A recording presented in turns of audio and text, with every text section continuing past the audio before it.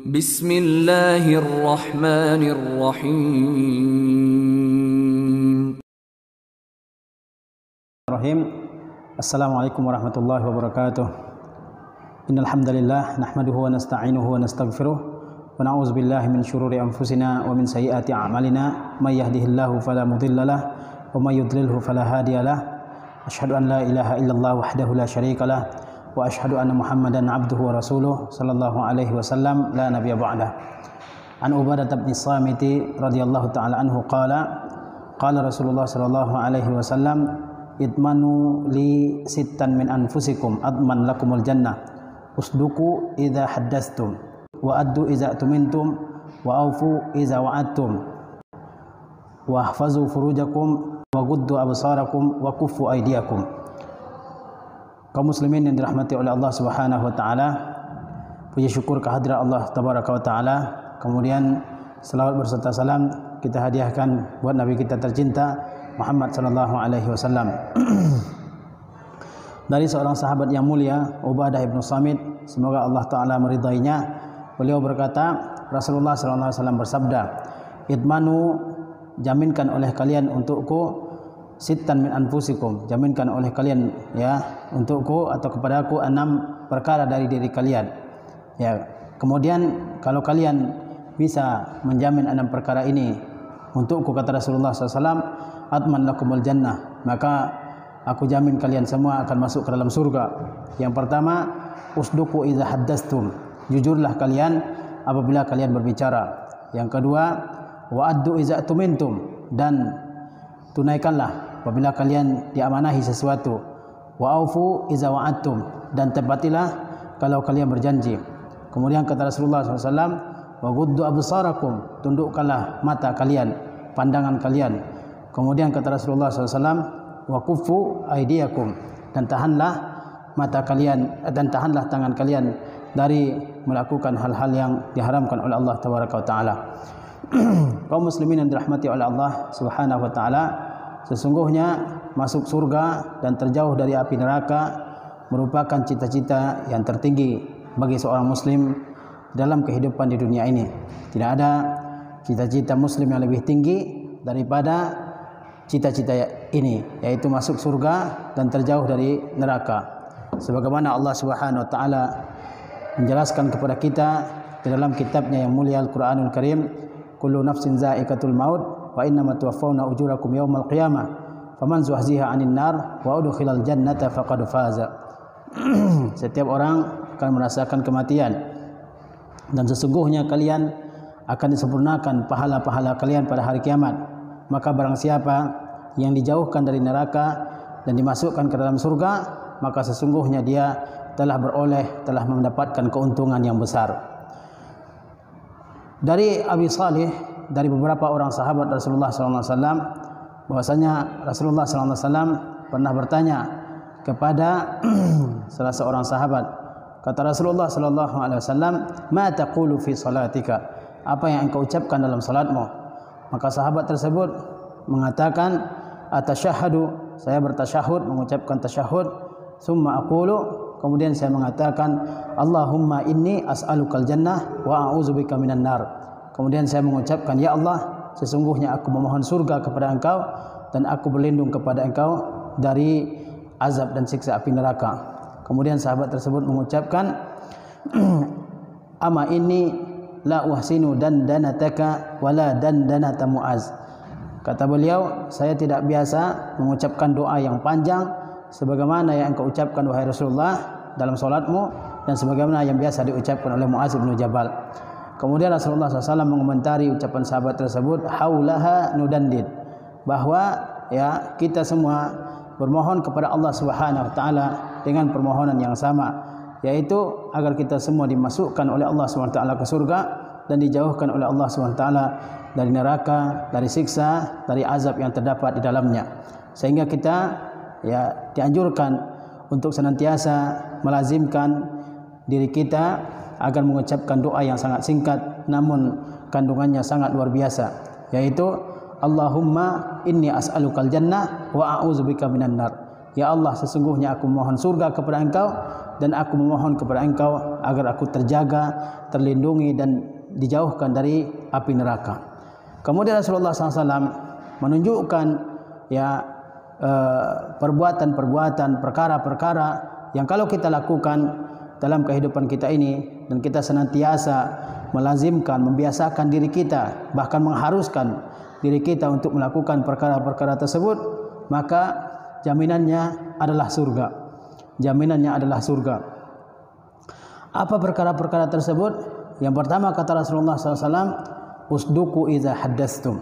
Jujurlah kalian apabila kalian berbicara. Sesungguhnya orang mukmin senantiasa menjaga kejujuran dalam perbuatan dan dalam ucapannya. Dan orang-orang yang tidak beriman kepada Allah dan hari akhir, di antara tanda mereka yang paling menonjol adalah kedustaan, kebohongan, di mana di antara ucapan mereka dan juga perbuatan mereka tidak sesuai, tidak sinkron. Sesungguhnya Allah Subhanahu wa taala berfirman, "Innama yaftaril kadhiba allazina la yu'minuna bi ayatillah wa ulaika humul kazibun." Sesungguhnya yang mengada-ngada kebohongan dan kedustaan ya di dalam ayat-ayat Allah Subhanahu wa taala adalah orang-orang yang tidak beriman kepada Allah Subhanahu wa taala, dan mereka itulah orang-orang yang pendusta, kata Allah tabaraka wa taala. Allah Subhanahu wa taala menjelaskan tentang orang-orang munafik dalam Al-Qur'anul Karim. Kata Allah Subhanahu wa taala, fi qulubihim maradun fazadahumullahu marada walahum adzabun alimun bima kanu yakzibun. Di dalam hati mereka terdapat penyakit, yaitu penyakit ragu terhadap kebenaran yang dibawa oleh Rasulullah SAW, penyakit nifak yang menyembunyikan kekafiran dan menampakkan keimanan. Fi qulubihim marad, dalam hati mereka ada penyakit, fazadahumullahu marada, lalu penyakit tersebut ya berlarut bersama mereka, lalu Allah tambah penyakit tersebut atas mereka.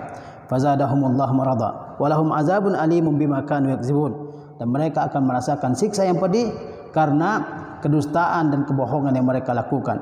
Sesungguhnya kejujuran itu akan membawa kepada kebaikan, dan kebaikan itu akan membawa kepada surga, dan sesungguhnya kebohongan itu akan membawa kepada keburukan, kepada fujur, dan fujur itu akan membawa kepada neraka. Rasulullah SAW bersabda, "Inna sidqa yahdi ilal birri." Sesungguhnya kejujuran itu akan membawa kepada kebaikan. Wa innal birra yahdi ilal jannah. Dan kejujuran itu dan kebaikan itu akan membawa ke surga. Wala yazalu ar-rajulu yasduqu wa yataharra sidqa hatta yuktaba indallahi siddiqan.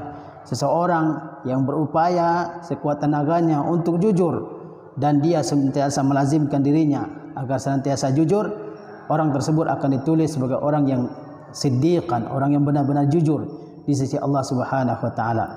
Kemudian kata Rasulullah SAW, wa inna al-kazib yahdi ilal fujur. Sesungguhnya kebohongan dan kedustaan itu akan membawa kepada al-fujur, yaitu keburukan, ya dosa.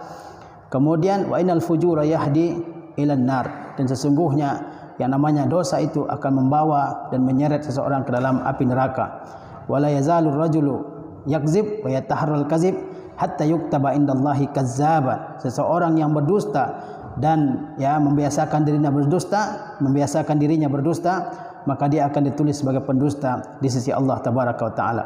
Sesungguhnya ciri-ciri orang beriman itu adalah jujur dalam perkataannya dan dalam perbuatannya, dan ciri-ciri orang yang munafik adalah orang-orang yang antara ucapannya dan keyakinan yang ada dalam hatinya berbeda. Itulah yang disebut dengan orang-orang yang munafik. Sesungguhnya kejujuran itu adalah ciri khas yang membedakan seorang mukmin. Seorang mukmin harus jujur, tidak boleh berdusta, tidak boleh mengatakan sesuatu yang berbeda dengan kenyataannya. Ya, tidak boleh menambah-nambah suatu cerita, dan tidak boleh seorang mukmin ya menambah atau mengurangi ya, cerita yang dia ketahui. Bahkan kejujuran itu harus tetap dijaga, sekalipun di dalam ya bercanda. Orang bercanda kita lihat banyak yang berdusta. Maksudnya agar orang lain yang ada di hadapannya tertawa, ya agar dia ya dianggap sebagai seorang yang lucu, lalu dia berdusta. Hal tersebut tidak dibolehkan oleh Rasulullah sallallahu alaihi wasallam. Rasulullah sallallahu alaihi wasallam bersabda, wailul lillazi yuhadditsu al-haditsa wa yakzib liyudhika bihin nas, wailul lahu wa wailul lahu, kata Rasulullah SAW. Celakalah orang yang menceritakan suatu kejadian atau suatu perkataan kepada orang lain lalu dia berdusta. Ya, kenapa dia berdusta? Liyudhika bihil qaum, agar suatu kaum yang ada di hadapannya, agar lawan bicaranya tertawa. Kemudian kata Rasulullah, wailul lahu wa wailul lahu, kebinasaan bagi dia dan kebinasaan bagi dia. Rasulullah SAW mengulangi ucapan beliau ini, ya, sebanyak 2 atau 3 kali. Jadi meskipun ya di dalam bercanda, tetap yang namanya kebohongan itu, kedustaan itu tetap dilarang. Kita harus tetap mengatakan sesuatu apa adanya. Terkadang seseorang bercanda, terkadang seseorang bercerita, ya, lalu dia bumbui cerita tersebut dengan kebohongan, maka hal tersebut tetap tidak dibolehkan. Ya, Rasulullah SAW melarang hal tersebut. Orang tua wajib wajib menjadi teladan bagi anaknya dalam akhlakul karimah. Ya, siapa lagi yang akan diteladani oleh anak kita dalam kehidupannya, ya, di dalam akhlak yang mulia, yang melebihi ya keteladanannya terhadap kedua orang tuanya. Maka orang tua harus memberikan contoh dalam akhlak yang baik ini terhadap anak-anaknya. Maka orang tua tidak boleh ya berdusta di dalam perkataannya terhadap anak-anaknya. Dan jika dia menjanjikan sesuatu kepada anaknya, maka dia wajib ya menepati setiap janji tersebut. Jangan sampai seorang bapak atau seorang ibu tidak dipercaya lagi oleh anaknya. Ini tentu merupakan suatu ya aib ya jika anak kita sendiri tidak percaya kepada kita. Oleh sebab itu Rasulullah SAW ya pernah suatu ketika beliau sedang tidur siang di rumah seorang sahabat yang mulia yang bernama Abdullah bin Amir. Lalu ibu Abdullah bin Amir ini memanggil Abdullah bin Amir ini. Apa kata ibunya? Ha ta'ali ya Abdullah u'tika. Wahai Abdullah, mari kamu ke sini ke hadapanku. U'tik, saya akan memberimu sesuatu. Rasulullah SAW yang hadir di saat itu di tempat tersebut, apa kata Rasulullah SAW kepada ibu Abdullah bin Amir ini? Kata Rasulullah SAW, maza turidina an tu'tiyahu. Apa yang ingin engkau berikan kepadanya? Engkau memanggil anak engkau. Lalu apa yang ingin engkau berikan kepadanya? Apa kata ibu Abdullah bin Amir ini? Uridu an u'tiyahu tamratan ya Rasulullah. Saya ingin memberikannya sebutir kurma wahai Rasulullah. Kemudian kata Rasulullah SAW, ama innaki laulam tu'ti kutiban alaiki kizbah. Ketahuilah kata Rasulullah SAW, seandainya kamu tidak jadi memberikan apa yang telah kamu janjikan kepadanya, maka kamu telah dituliskan oleh Allah SWT sebagai seseorang yang melakukan satu dosa kebohongan. Jadi orang tua ketika dia mengucapkan sesuatu kepada anaknya, maka dia wajib jujur dalam ucapannya. Ketika dia menjanjikan sesuatu kepada anaknya, maka dia wajib menepati janji tersebut. Jadilah sebagai orang yang merupakan orang yang paling dipercaya oleh anaknya. Dan jadilah sebagai seorang yang menepati setiap janji yang dijanjikan kepada anaknya. Kita sering melihat orang tua berbohong kepada anaknya, ya, agar anaknya diam, agar anaknya tidak bertanya lagi kepadanya, lalu dia berbohong. Ya, meskipun anak kecil, hal tersebut tidak dibolehkan. Misalnya kita menakut-nakuti anak, ya, itu ada polisi itu ada hantu tuh, misalnya ya, itu ada setan dan seterusnya. Padahal tidak ada, ya. Dan kalaupun ada, kenapa kita harus menakut-nakuti anak kita dengan hal-hal tersebut, ya? Itu adalah suatu hal yang bohong ya terhadap anak kita. Maka hal-hal yang bohong ini harus dijauhkan ya dalam perkataan kita dan juga dalam perbuatan kita. Begitu juga ya para pedagang yang beriman dan bertakwa kepada Allah Tabaraka wa Ta'ala, mereka semua juga harus menjadi para pedagang yang jujur dalam jual beli, jujur dalam menakar, dalam menimbang, dalam ya menjelaskan barang-barang yang dia jualnya. Oleh sebab itu Rasulullah SAW menjanjikan surga bagi seorang pedagang yang jujur lagi amanah terhadap barang yang dijualnya. Kata Rasulullah SAW, at-tajiru as-sadiqu al-amin ma'an nabiyyina yaumal qiyamah, atau kama qala Rasulullah SAW. Seorang pedagang yang amanah dan bisa dipercaya ucapannya, maka dia akan berkumpul bersama para nabi pada hari kiamat, atau seperti disabdakan oleh Rasulullah SAW. Oleh sebab itu Rasulullah SAW memuji orang yang berjual beli, kemudian dia jujur di dalam jual belinya. Kata Rasulullah SAW, al-bayyi'ani bil khiyari ma lam yatafarraqa. Dua orang yang bertransaksi, yang berjual beli, keduanya memiliki hak khiyar, yaitu hak untuk melanjutkan ataupun membatalkan jual beli tersebut, yang dikenal dengan nama khiyar majlis, ya, yaitu khiyar untuk atau pilihan, ya, untuk melanjutkan atau membatalkan jual beli selama masih ada di majlis atau di tempat terjadinya transaksi tersebut. Kata Rasulullah SAW, al-bayyi'ani bil khiyari ma lam yatafarraqa. Orang yang berjual beli, dia memiliki hak khiyar selama keduanya belum berpisah. Fa in saddaqa wa bayyana burika lahum fi bai'ihima. Jika keduanya jujur dan menerangkan keadaan barang yang sebenarnya, ya, tidak ditambahi, tidak dilebihkan, ya, maka apa? Burika lahuma fi bai'ihima, maka keduanya akan diberkahi jual belinya. Wa in kadzaba wa katama muhiqat barakatu bai'ihima. Jika keduanya berdusta dan menyembunyikan aib atau kekurangan yang ada pada barang yang dijualnya, maka dimusnahkan, dihapuskan berkah dari jual beli keduanya.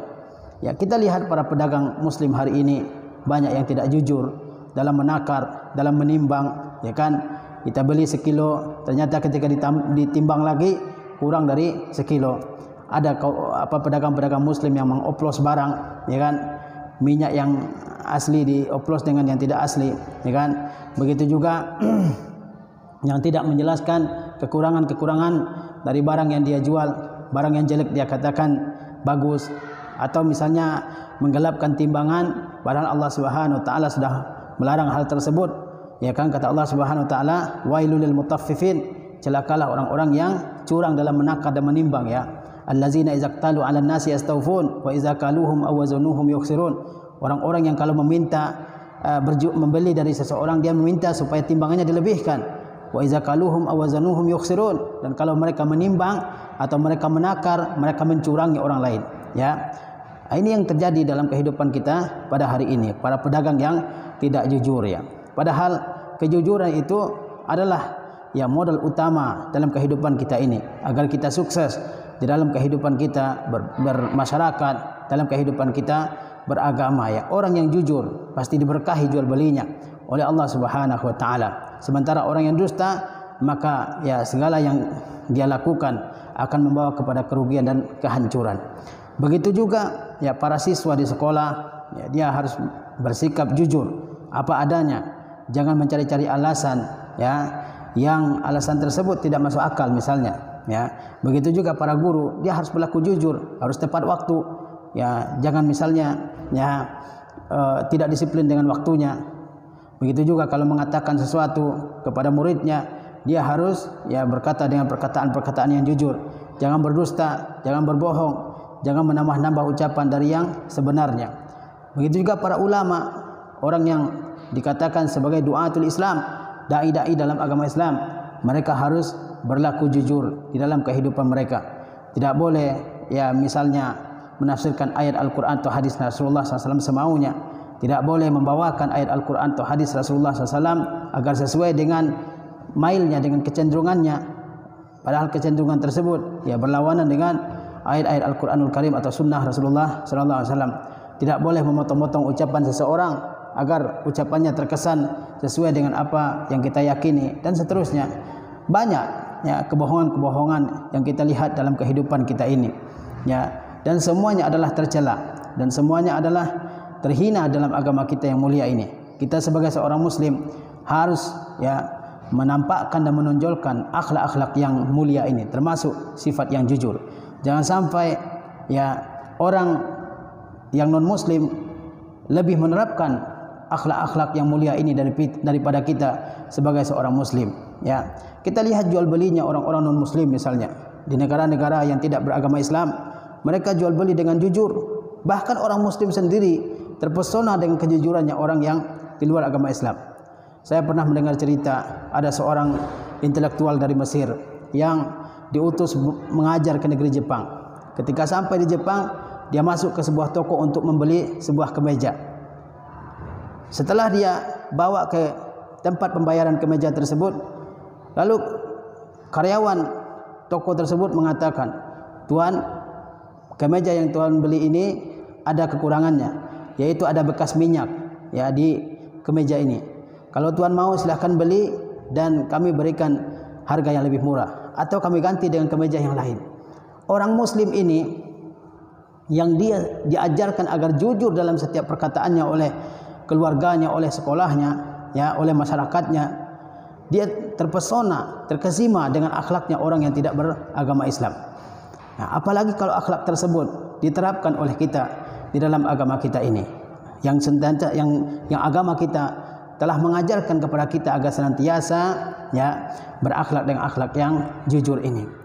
Kita ingat perkataan seorang alim, Buya Hamka rahimahullah taala, orang yang jujur ya maka dia akan bahagia dalam kehidupannya. Kata beliau, ya, kalau orang yang dusta ini ketika dia bercerita ya lalu orang mengatakan Tuan bohong, alangkah hinanya orang itu. Kalau orang menceritakan sesuatu lalu orang yang ada di sekitarnya mengatakan Tuan bohong, Tuan pendusta, Tuan tidak mengatakan yang sebenarnya, alangkah hinanya orang tersebut. Tetapi alangkah bahagianya juga orang yang kalau dia bercerita menyampaikan sesuatu lalu orang-orang di sekitarnya mengatakan Tuan benar, Tuan telah menyampaikan yang sebenarnya.